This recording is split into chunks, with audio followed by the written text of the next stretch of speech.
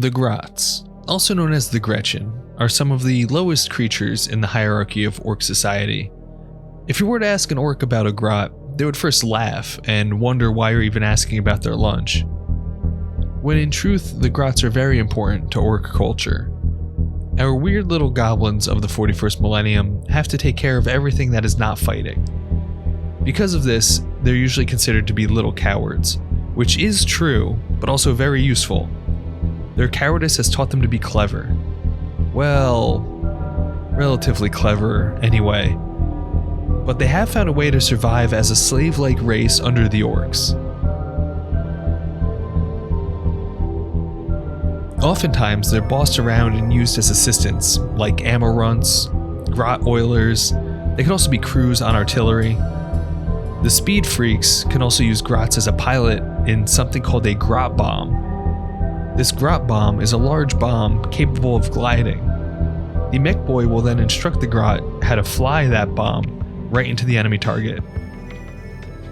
Now, this might not sound like the best idea, but to be chosen by a mech to be a pilot is a great honor that will earn the respect of all other Gretchen for your remaining life. There are grot orderlies who get bossed around by the pain boys, and repair crews that work in the ramshackle orc machines. Also, there is the lovely privilege of being chosen to join a Gretchen mob, where the chosen grots are pushed and forced into the front line of battle by the runt herds, where they are used as living shields and cannon fodder. Another job that a grot is all too eager to sign up for is to pilot a Kill-A-Can. Now, these beautiful machines will definitely be getting their own video as I build up my dread mob, but in short, goblin dreadnoughts. Absolutely wonderful. I bring all this up to talk about the humble little friends that we're painting here today, the Grot tank. This machine is a product of a Grot slave and scavenger that has worked under a mech boy for way too long. These poorly built assault tanks also have a tendency to self-destruct. And when a Grot gets their hands on a piece of machinery, they love getting to finally be the one with some power. And when a Grot gets their hands on a piece of machinery, they love getting to finally be the one with some power. Some of the guns that get equipped to these ramshackle tanks are of course a Big Shooter, the Grotzuka, the potentially self-destructive Custom Mega Blasta, rocket launchers, and of course the humble Scorcher. In-game, they also have an ability which I think perfectly captures the cowardly behavior, called Scatter. Once per turn, when an enemy unit ends a normal, advance, or fallback move within 9 inches of this unit, they come in a group of 4. If this unit is not within engagement range of 1 or more enemy units, it can make a normal move of up to 6 inches. Now, sadly, there isn't too much lore on these lovely little tanks, so while I finish up this gang, we can talk about some of the most notable grots. When you mention famous gits, there is of course one that comes into everyone's mind. Makari, the luckiest git of all. Now, what makes Makari so lucky? Well, he is Ghazghkull Thraka's banner waver, of course. It does go deeper than that, though. Makari started out as an orderly, working under the Mad Doc Grotsnick, when he found the dead body of Gaz out in the trash. Upon looking at the dead body, its eye opened, and the Grot couldn't help but stare into it. In that moment, the two had a vision. They saw the galaxy being covered in a green tide of orcs, and the Great Green itself coming into reality. When it ended, Gaz then named this Grot Makari, and he loyally followed.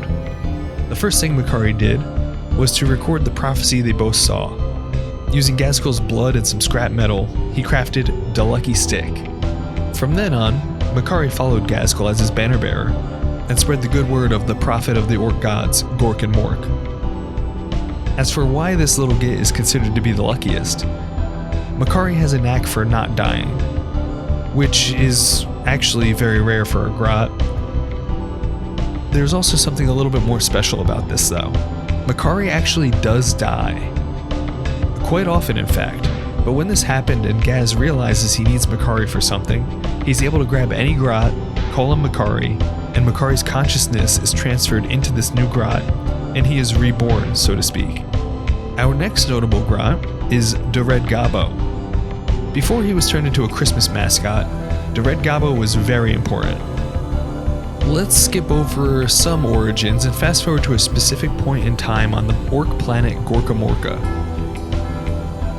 So here, foreseeing that the orcs were running out of space on the planet, the mech boys came up with a system. Certain orcs would get tags. Those with the tags would be able to join the Great Wa that will be leaving the planet when the time is right. But there was a problem. No Gretchen were to be given tags. This obviously upset the Grots, who would be stranded on the planet and miss out on the greatest Wa, leading to the little Gobbos going on strike. Which then led to some upset orcs and a massacre of Grots. The Grots were, of course, beaten back by the orcs. At this time, a single Grot rose up.